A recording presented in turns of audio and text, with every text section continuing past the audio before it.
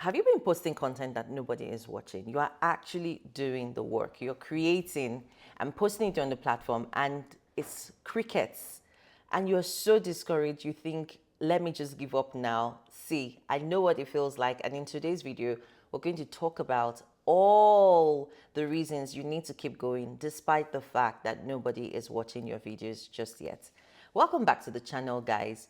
My name is Kome. If you're new here, I'm doing a 100 days challenge where I post videos to YouTube every single day in the hopes of becoming a better speaker, but also finding my own tribe of entrepreneurs and community builders who I can be friends with here on YouTube.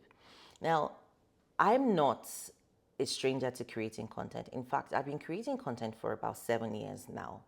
And the first time I started creating content, I used live stream to grow my audience and to get my message out there. And I promise you, live stream is very easy.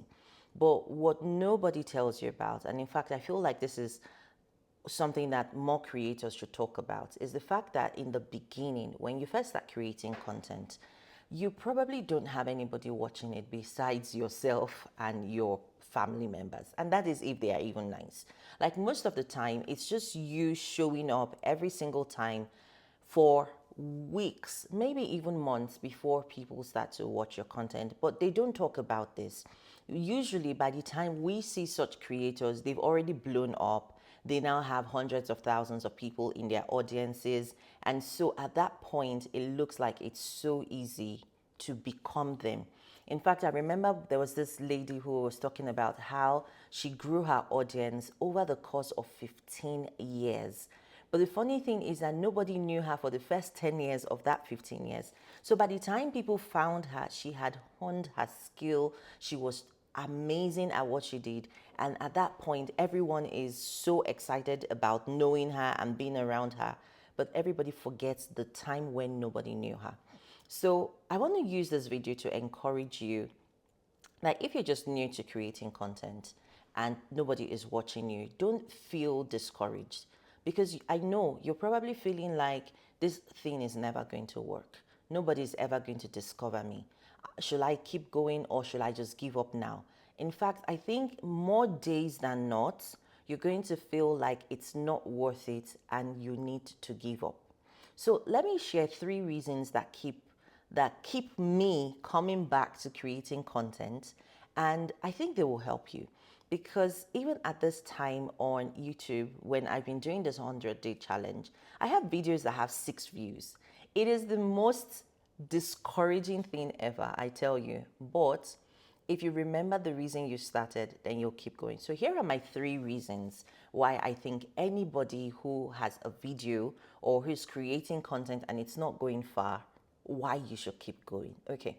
Number 1 is the fact that regardless of people watching you, you are actually developing an amazing skill.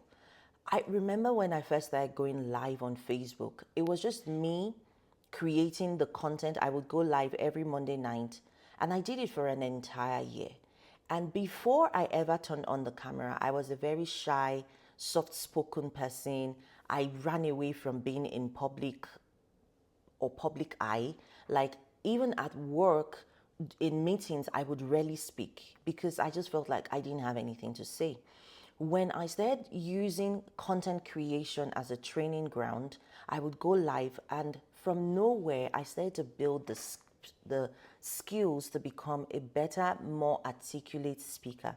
And I think that by itself, that is a valid skill to have. There are so many adults that you cannot call on in public to speak without them feeling so scared and like they want to melt into the ground. So if for nothing else, even if nobody is watching your videos, just know you are developing the skill of confidence, public speaking, self-awareness, storytelling. Like, let's wrap all of it into one and just call it the skill of public speaking. And honestly, there are people who are paid hundreds of thousands of dollars every single speech they give. Not, yeah, no, every speech. I remember listening to Les Brown once, and he said he wouldn't take less than 100K to show up and speak at an event. And I thought, just to speak for 1 hour, mind blown. So you're developing skills. The next thing is, I think you're also developing attitude. When you start doing something and there is no immediate gratification involved in the experience, so like creating content, you're going to grow tenacity and you're going to grow resilience.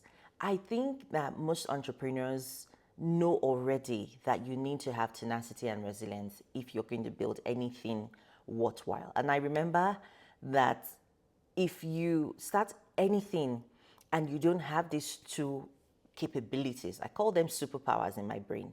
Like if you don't have these superpowers of resilience and tenacity, you will always give up before you reach where you are going, before you get the goal, the results of the work that you're doing. And so when you start creating content and nobody's watching, just tell yourself that you are growing some personal development skills and some super qualities of tenacity and resilience. And I promise you, it does pay off, because if you can just stay dedicated, at some points, it will work. I remember one of my mentors saying, all work works. It either works on you or it works for you, or something like that. I know I've probably butchered the saying, but what it just sends to me, like the message it gives to me is, if you keep going long enough, something is bound to happen. So resilience and tenacity. I think a third reason why any content creator who is creating content, but you feel like nobody's watching now, or you're not getting the views that you want, should keep going, is just the fact that you want to know how the story ends. I remember listening to someone one day and he said, look, especially if you've started, you want to see how the story ends, because if you give up midway, then you never got to the end. The story is not complete. And I think for me, even as I'm doing the 100 days post on YouTube challenge, there's several days I've woken up by now and felt like, nobody's going to notice. Maybe I should just stop. Maybe it's going to be better if I don't do it. However, I want to see how the story ends. I want to get to the point where I'm like, hey guys, I created content on YouTube for 100 days straight, and this happened. Do you see how that story is just like well-rounded? It's going to be a life lesson. I might get to the end of 100 days and it's all fantastic news. I got speaking gigs. Hello, internet, right? Like I got speaking gigs, I got incredible client deals, I got brand deals, I got sponsorship. Somebody sent me on a trip to Bali. Like, guys, you're actually here while I'm creating my vision board for the year. Or I might get to the end of the 100 days and maybe nothing so dramatic happened.